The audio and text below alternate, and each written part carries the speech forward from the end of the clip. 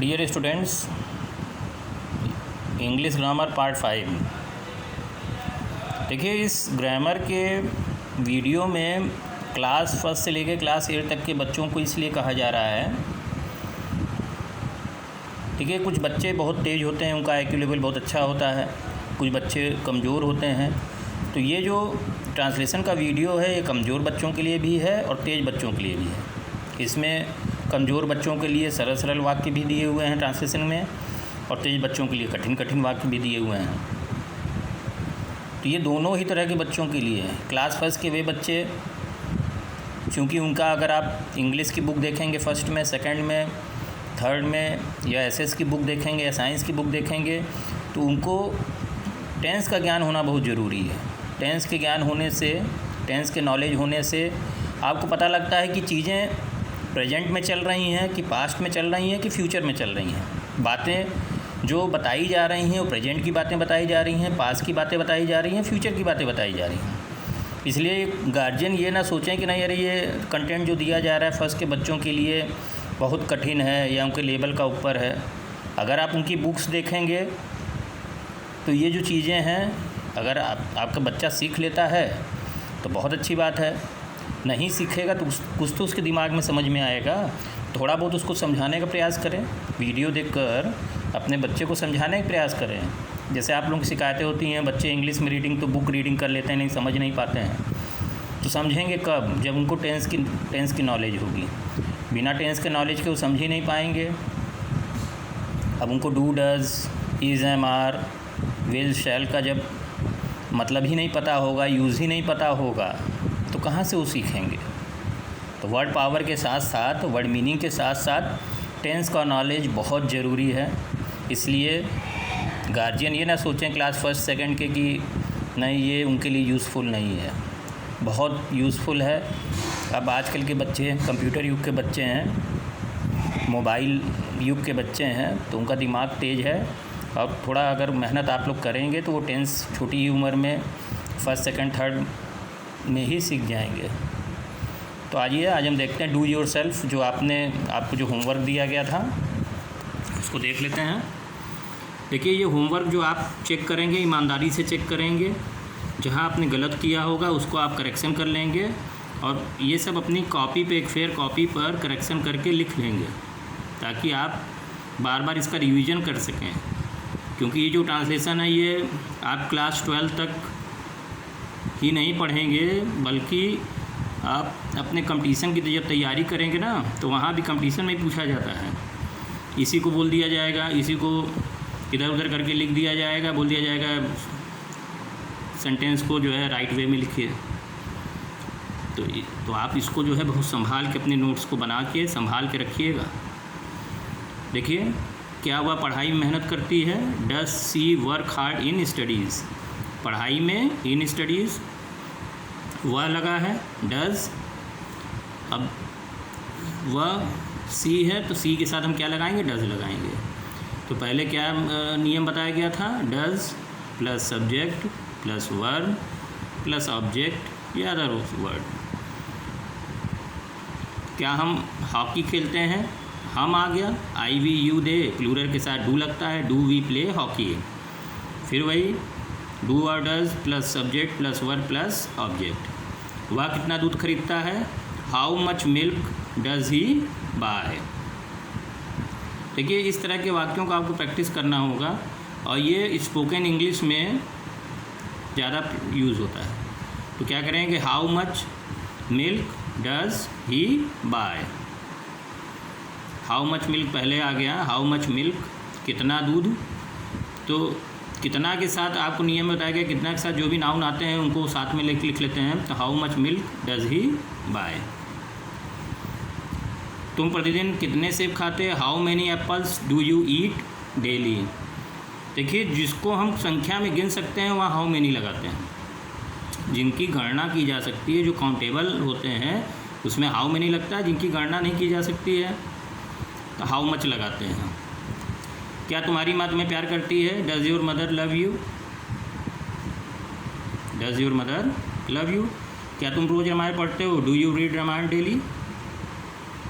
क्या वे अपने कपड़े धूप में सुखाते हैं? Do they dry their clothes in the sun? धूप में, इन दी सन। देखिए दे का अपना, दे के अपने के लिए दियर यूज़ होता है, यू के अपने के लिए योर होता है, वी के अपने के लिए आवर होता है, आई के अपने के लिए माई होता है। इसको आप ध्यान रखिएगा।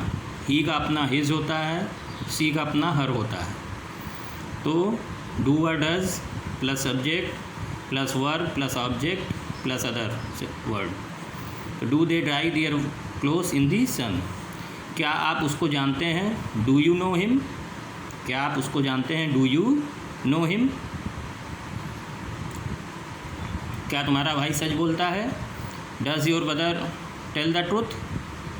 क्या तुम्हारा भाई सच बोलता है? Does your brother tell the truth? तुम्हारे पिता कहाँ जाते हैं? वेयर डज़ योर फादर जाते हैं? Where does your father go? Live नहीं होता है, अगर रहते हो तो होता। Does your father go? क्या तुम्हारे पिता कहाँ जाते हैं? वेयर डज़ तुम्हारे पिता कहाँ जाते हैं? Where does your father go? देखिए छोटे बच्चों के लिए भी इसी में बनाया गया है, छोटे और बड़े बच्चों के लिए बनाया गया है, या बड़े क्लास के जो बच्चे कमज़ोर हैं, जो ट्रांसलेशन नहीं जानते हैं, उनके लिए भी है। और जो तेज़ हैं वो भी देख लें, उनका रिवाइज़ हो जाएगा। और जो कमज़ोर बच्चे हैं और या जो छोटे क्लास के बच्चे हैं उनके लिए भी हो जाएगा। अब देखिए यार रिवीजन करा दिया हुआ, क्रिकेट खेलता है, ही प्लेज़ क्रिकेट। वह क्रिकेट खेलता है, he plays cricket. Subject plus verb, s और यस प्लस ऑब्जेक्ट। मैं आम नहीं खाता हूँ, I do not eat mango. I के साथ डू नॉट यूज़ होता है। हम फुटबॉल खेलते हैं, वी प्ले फुटबॉल। वी के साथ वर्ब में यस और यस नहीं लगा। वह फुटबॉल नहीं खेलती है, सी डज़ नॉट प्ले फुटबॉल। सी के साथ डज़ नॉट यूज़ होता है। क्या वह सब्ज़ी बेचता है? Does he sell vegetables? कोई भी सब्ज़ी बेचेगा तो बहुत सारा सब्ज़ी बेचेगा। Does he sell vegetables? वह क्यों अखबार पढ़ती है? Why does she read newspaper? क्या वे गाना गाते हैं? Do they sing a song? वे क्यों गाना गाते हैं? Why do they sing a song? क्या वह गाना गाता है? Does he sing a song? वह क्यों गाना गाता है? Why does he sing a song? देखिए क्या वे गाना गाता है? Do they sing a song. दे के साथ डू लगा हुआ है। वे क्यों गाना गाते हैं? Why do they sing a song? Why question word से शुरू हो रहा है। जब क्वेश्चन वर्ड बीच में आता है, जब सेंटेंस में क्वेश्चन वर्ड बीच में दिया हो तो क्वेश्चन वर्ड से शुरू होता है। क्या वह गाना गाता है? Does he sing a song? वह क्यों गाना गाता है? Why does he sing a song? He she it singular के साथ डज़ का यूज़ हो रहा है। I we you they plural के साथ डू का यूज़ हो रहा है। अब आज हम सीखेंगे इंट्रोगेटिव निगेटिव सेंटेंस। देख लीजिए, क्या वह स्कूल नहीं जाता है? Does he not go to school? Not देखिए कहाँ आ रहा है। अब इसको हम क्या वह स्कूल जाता है? Does he go to school? क्या वह स्कूल नहीं जाता है? Does he not go to school? Subject और वर्ब के बीच में नॉट आ रहा है। सब्जेक्ट और वर्ब के बीच में नॉट आ रहा है। क्या तुम स्कूल नहीं जाते हो? Do you not go to school? You के साथ डू आ जा रहा है, ही के साथ डज आ रहा है। Do you not go to school? वह स्कूल क्यों नहीं जाता है?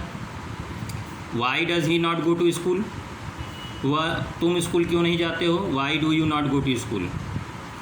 I we you they plural के साथ डू का use, he she it singular के साथ डज का यूज़। जब वाक्य क्वेश्चन वर्ड से प्रारंभ हो तो do does plus subject plus not plus verb first form plus object लगाते हैं। फिर से ध्यान दीजिएगा, जब वाक्य क्वेश्चन वर्ड से प्रारंभ होता है तो डू या does plus subject plus not plus verb first form plus object लगाते हैं। जैसे क्या हुआ?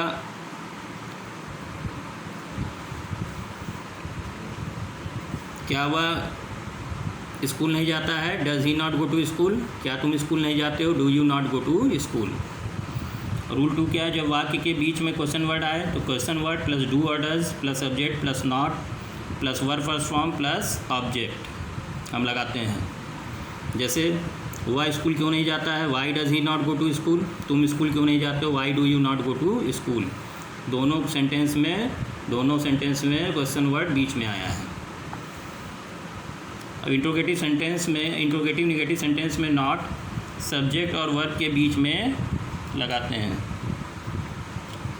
कितना ध्यान रखिएगा। अब थोड़ा एग्जांपल देख लें। क्या वह पत्र नहीं लिखता है? Does he not write a letter?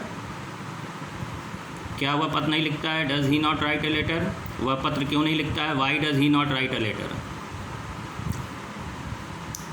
वह क्यों फल नहीं खाती है? Why does she not eat fruit? क्या वह फल नहीं खाती है? Does she not eat fruit? इसको ध्यान से नियम से समझ लीजिएगा।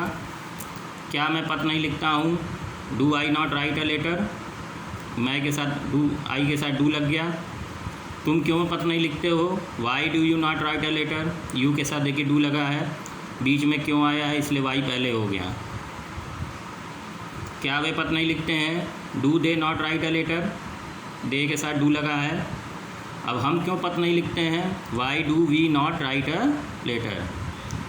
जब वाक्य के बीच में क्यों आ रहा है तो क्वेश्चन वर्ड से शुरू हो रहा है, फिर डू लग रहा है, फिर सब्जेक्ट लग रहा है, फिर नॉट लग रहा है, फिर वर्ब प्लस ऑब्जेक्ट। और जब क्वेश्चन वर्ड से वाक्य शुरू हो रहा है तो पहले डू और डज लगता है, डू लग रहा है, फिर सब्जेक्ट, फिर plus not plus verb plus object. क्या राम दिल्ली नहीं जाता है? अब देखिए सिंगुलर हो गया, डज लगेगा। Does Ram not go to Delhi?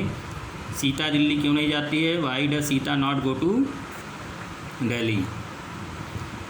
इसको आप बार बार वीडियो देखेंगे, आप समझेंगे, समझने के बाद इसको करेंगे। अब आपको देखिए कुछ कठिन सेंटेंस दिए गए हैं बड़े बच्चों के लिए, क्लास 4 से क्लास 8 तक के बच्चों के लिए भी दिया गया है और क्लास 1 से क्लास 3 वाले बच्चों के लिए भी दिया गया है। जो बच्चे पूरा करना चाहें कर लें, सबको सब करना है। सरल जितने सेंटेंस हैं वो छोटे बच्चे प्रैक्टिस कर लें और बड़े बच्चों को तो सारा कुछ करना है। अब देखिए पहला सेंटेंस है, वह मेरी कमर तक भी नहीं आता। कठिन है थोड़ा, देखिए। आप लोग सोचते हैं कि प्रेजेंट इंडेफिनिट टेंस है, हमें तो सब आता है। इस तरह से वाक्य थोड़ा कठिन सेंटेंस दिया गया है, उसको करिए, कोशिश करिए। इसके बाद फिर नेक्स्ट वीडियो में दिया जाएगा इसका आंसर, तो उसमें आप करेक्शन कर लीजिएगा। लेकिन आपको करके सेंड भी करना है ताकि हम देखेंगे कितने बच्चे गलत कर रहे हैं, कितने बच्चे सही कर रहे हैं। तो पहला क्या हुआ? मेरी कमर तक भी नहीं आता है। क्या तुम उसके बारे में नहीं जानते हो? तुम उसे क्यों नहीं पहचानते हो? क्या मैं उसकी परवाह नहीं करता? तुम मुझे मूर्ख क्यों नहीं कहते हो? क्या उसे ऐसा नहीं लगता है? क्या तुम उसे इस नौकरी के लायक नहीं समझते हो? तुम इस बारे में विशेष उत्साहित क्यों नहीं दिखते हो? पॉज करके आप लोग इसको नोट कर लीजिएगा। पैसे पेड़ पर नहीं लगते। हमारा नया घर अभी घर जैसा नहीं लगता।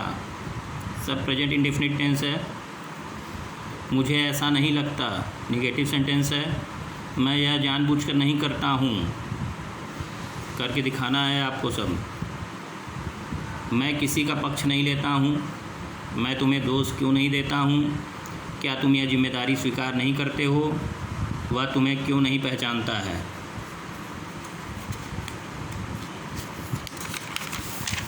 फिर आइए, अच्छे बालक अपने बड़ों का सम्मान करते हैं। अच्छे बालक अपने बड़ों का सम्मान करते हैं। वे बुरे कार्यों से घृणा करते हैं। वे अपना कार्य परिश्रम एवं ईमानदारी से पूरा करने का प्रयास करते हैं। वे चिंता रहित जीवन व्यतीत करते हैं। वे अपने देश और समाज से प्यार करते हैं। अच्छे बालक अपने छोटों से प्यार करते हैं।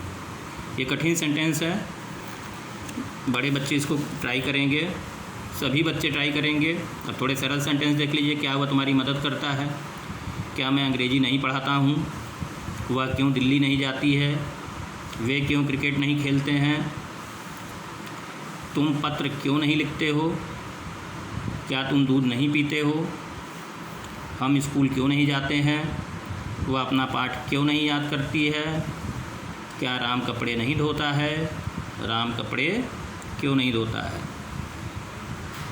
32 सेंटेंस आपको करने के लिए दिया गया है। इसको आप करिए और करके सभी बच्चे कोशिश करिए सेंड करें। 6, 7, 8 के बच्चे ज़्यादा प्रयास करें क्योंकि उनको एसएस में, साइंस में लिखना होता है। अगर आपको ट्रांसलेशन आ जाएगा तो आप अपने ट्रांसलेशन को अपने से सेंटेंस बना बना के लिख सकते हैं। प्रैक्टिस करेंगे तो जल्दी जल्दी बनाएंगे, तुरंत अपने आप बनने लगेगा। तो इसलिए प्रैक्टिस करिए, चाहे सेंटेंस कठिन हो चाहे सरल हो, प्रैक्टिस करिए। फिर जब आपको इंग्लिश ग्रामर पार्ट 6 में इसका आंसर दिया जाएगा तो अपना आप चेक कर लीजिएगा, लेकिन आपको सेंड करना है। Thank you very much.